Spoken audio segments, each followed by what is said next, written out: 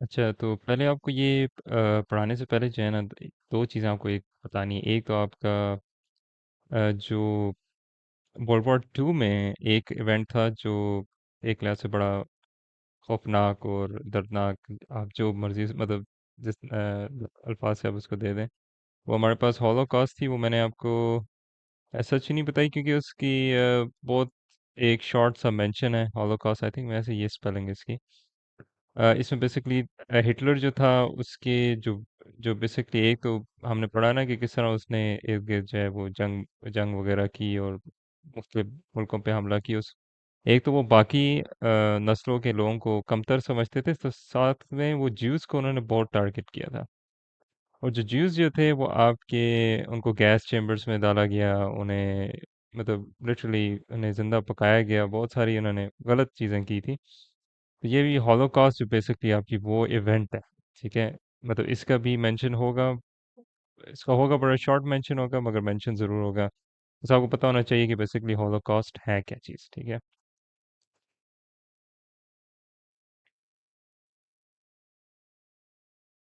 अच्छा, ये आपका शुरू हुआ था 1933 से 1945, ठीक है। बस ये आपको पता होना चाहिए, ये इसकी मेन चीज़ है।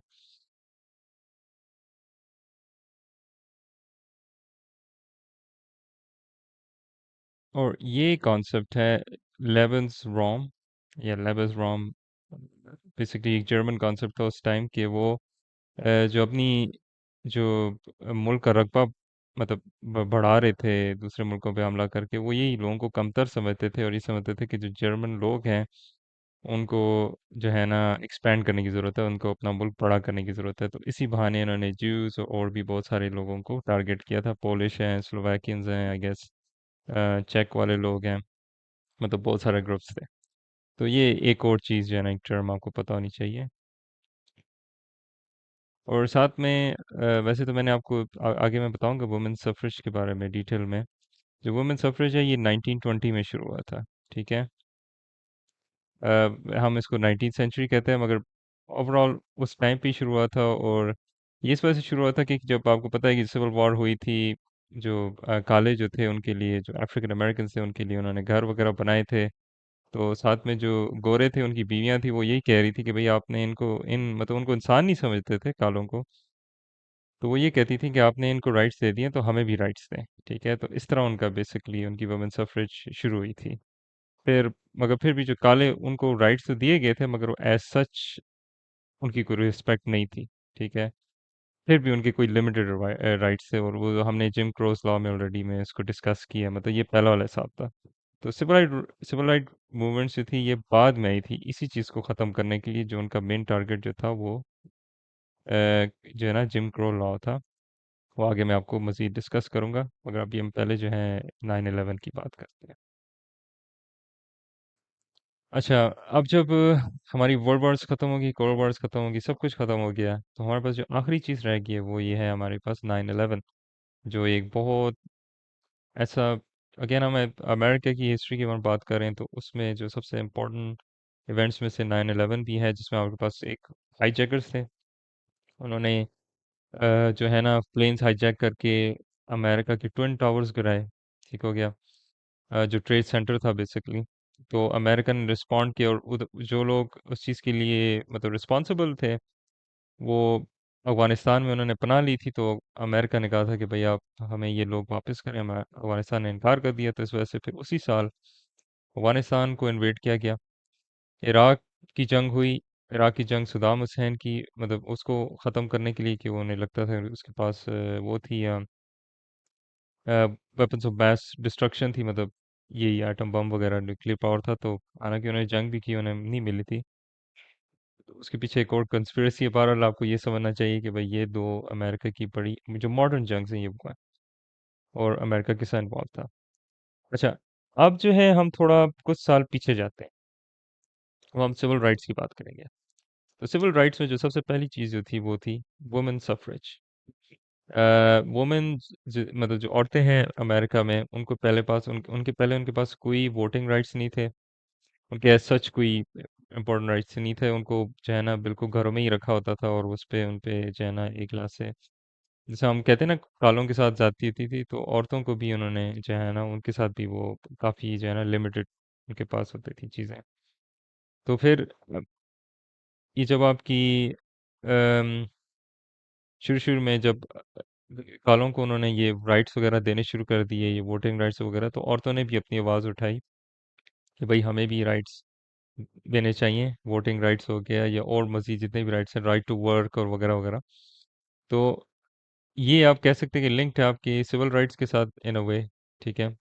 और इंटरेस्टिंगली जो औरतें जो अफ्रीकन अमेरिकन्स की थी, मतलब जो वो उनको जो है ना बाद में मिले थे ये वुमेन्स राइट, जो वुमेन सफरेज, वो भी इसी चीज़ का हिस्सा थी एक लिहाज से। तो कहने का मकसद ये है कि पहली जो आपकी सिविल राइट्स मूवमेंट थी वो शुरू हुई थी रोसा पार्क्स। ये एक बहुत इंपॉर्टेंट पर्सनालिटी है जो बस में थी, जिन्होंने अपनी सीट नहीं दी थी। एक एक जो गोरा था बेसिकली, उसने कहा कि भाई आप हटें, क्योंकि आप क्योंकि वो इंसान ही समझते थे, उन्होंने अपनी सीट नहीं दी थी। तो उनसे बेसिकली एक बड़ा सिंबॉलिक चीज़ की थी इन्होंने उस साल। और उसी साल फिर जो बस के ऊपर वो जो है ना वो एक लिहाज से बाइकआउट भी हुआ था इवन। ये मार्टिन लूथर किंग भी आया था आपका, जिसने मार्च किया था वॉशिंगटन में 1963 में, जिसकी वजह से जिम क्रोज लॉ, जैसे हमने पढ़ा था, जिम क्रोज लॉ वो थे जो कालों और जो है ना मतलब गोरों को अलग ये स्कूल और ये जितनी भी चीज़ें फैसिलिटीज़ पार्क्स वगैरह जितने भी हैं उधर अलग अलग रखते थे। तो उन्होंने कहा कि भाई इसको आप ख़त्म किया जाए।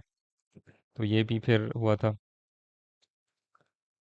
फिर सिविल राइट्स एक्ट जो थी, जो ब्रेकिंग पॉइंट था, जिसने ये सारी ये जो अमेरिका में औलाद की और जो अनफेयरनेस जो है, ठीक है, ये सारा कुछ ख़त्म किया था, वो आपकी सिविल राइट्स एक्ट में हुआ था। ठीक है, जो यूएस गवर्नमेंट ने प्रपोज किया था, सॉरी, यूएस प्रेसिडेंट ने प्रपोज किया था, जॉन एफ कैनेडी ने, मगर साइन नहीं हुआ था।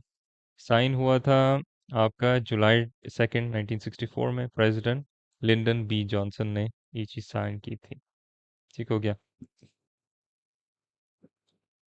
तो कहने का मकसद है जब कालों को इतनी राइट्स वगैरह मिल गई थी, तो जो गोरे हैं, जो उनकी बीवियां थी, वो भी यही कहती थी कि भाई आप हमें भी राइट्स वगैरह दें। तो उसमें उनका जो है ना उसको वुमेन सफरेज कहते हैं। मगर ज़रूरी नहीं है कि सिर्फ गोरों के लिए था ये, जो जो अफ्रीकन अमेरिकन थे, जो काले थे, उनके लिए भी था, सारों के लिए था। ठीक है, तो उसको हम वुमेन सफरेज कहते हैं। मगर ये कहने का मकसद है कि इन दोनों को हम इस तरह हम डिफरेंशिएट कर सकते हैं ना, कि एक तो पूरे लोगों के लिए, अफ्रीकन अमेरिकन के लिए, और एक जो है आपके स्पेसिफिकली एक जेंडर के ऊपर है, जो औरतें हैं, जो वुमेन सफरेज है। ठीक है, तो वुमेन सफरेज और सिविल राइट्स मूवमेंट को मतलब मिक्स नहीं करना, कहने का मकसद ये है। तो बस ये आपके दिमाग में होना चाहिए, वुमेन सफरेज औरतों के लिए, उनके राइट्स के लिए, जो 19th सेंचुरी में था। और जो सिविल राइट्स हैं वो रोजा पार्क, मार्टिन लूथर किंग, इन्होंने किया था अपनी, मतलब मतलब रोसा पार्क जो है उन्होंने अपनी सीट नहीं दी, और मार्टिन लूथर किंग ने बाकायदी से एक लॉन्ग मार्च की थी वाशिंगटन। और साइन करने वाला कौन था? President Lyndon B Johnson. Propose करने वाला कौन था? जॉन एफ कैनेडी, जिसने 1963 में प्रपोज किया था और 1964 में साइन हुआ। अब हमारे पास एक बड़ा इंपॉर्टेंट पर्सनैलिटी है, वैसे तो बहुत सारी पर्सनैलिटीज हमने पढ़ ली हैं इस पॉइंट पे, मगर अर्ल वॉरन जो था वो अमेरिकन ज्यूरिस्ट था, मतलब जज था। उसने बहुत सारे रेस रिलेटेड जितने भी थे आपके, जिम क्रो की जब बात करते हैं, जब जिम क्रो लॉ था, तो आपके गोरे और कालों की आपस में जो लड़ाई वगैरह होती थी या जो भी डिस्प्यूट होता था, तो इस बंदे ने बहुत सारी इस तरह सॉल्व किए थे। और आहिस्ता आहिस्ता उनको ना इक्वालिटीज़ वगैरह जो है ना वो देता रहा। उसने ऐसी डिसीजंस, मसलन उसने एक डिसीजन उसने ये की थी, उसने सेग्रीगेशन ख़त्म कर दी थी, जो जिम क्रो लॉ के हिसाब से सही थी, कि कालों और गोलों को अलग से स्कूल दिए जाएं, उसने ख़त्म किए थे स्कूल। और ये किधर हुआ था? Brown versus board of education. तो अक्सर जब ये लफ्ज़ वी डॉट डालते हैं ना, ये अक्सर आपके लिए वो बात कर रहे होते हैं किसी जुडिशल कोर्ट के बारे में, मतलब कोर्ट डिसीजन के बारे में, या कोई भी लॉ के हिसाब से जो था ना आपका ट्रायल कह दें, या नहीं होता आपको, कोर्ट में कोई चीज़ जाती है, उस पर डिसीजन ली जाती है, तो उस इवेंट में उसको बेसिकली नाम दिया जाता था फलाना वर्सेस फलाना। और मज़ीद डिटेल दी जाएगी आपको, ये कॉम्प्रिहेंशन में बहुत सारे सारे सवाल हैं। तो ओवरऑल आपका जो है हिस्ट्री जो है आपका कंप्लीट हो जाता है, यूएस हिस्ट्री। अगला जो है वो हम पढ़ेंगे इंशाल्लाह, वो है यूएस सिविक्स। हाँ, यूएस सिविक्स और गवर्नमेंट।